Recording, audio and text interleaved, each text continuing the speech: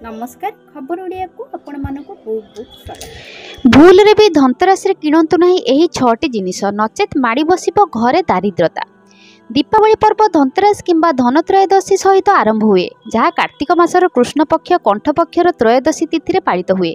एही वर्ष धनतेरस अक्टोबर 8 रे पालित हेबो। एही दिन देवी लक्ष्मी भगवान कुबेर एवं धन्वंतरी पूजा करा जाए। एहा व्यतीत एही शुभ अवसर रे नूतन जिनिस किणी अत्यंत शुभ बोली विवेचना करा जाए। विश्वास करा जाए जे एही दिन किणाकटा करिबा द्वारा अपार धन मिलता है। तथापि लोकप्रिय विश्वास अनुसार किछि जिनिस अछि जहाँ धनतेरस रे किनिबा उचित नुहे, कारण एही जिनिस गुडी को घर को आनिबा द्वारा दारिद्र होई पारे। आसंतु जानिबा एही जिनिस गुडी को विषय रे। लुहा एवं इस्पात रे तैयारी जिनिस गुड़िक धनतेरस रे धातु किनिबा पारंपरिक थिले मध्य लुहा जिनिस किनिबा अशुभ बोली विवेचना करा जाए। इस्पात मध्य लुहार एक प्रकार, तेणु स्टील पात्र किंबा अन्यान्य जिनिस किनिबा ठारू दूरे रहिबा उचित। यह विश्वास करा जाए जे लुहा शनिक कारक एवं धनतेरस रे एहाकू किनिबा दुर्भाग्य आनी थाए।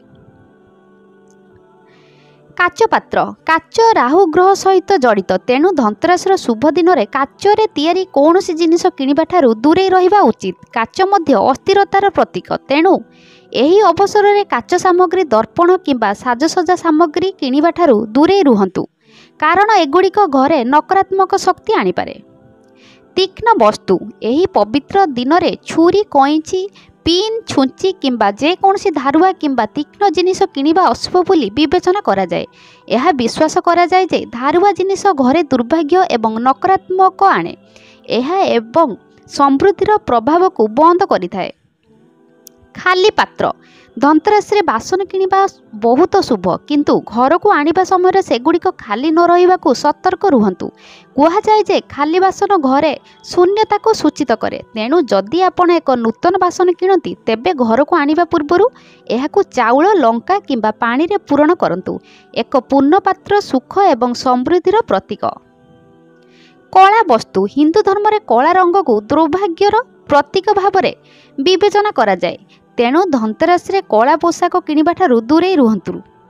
तेल एवं घी धनतेरस रे तेल एवं घी किनिबा शुभ नुहे बोली विश्वास करा जाए।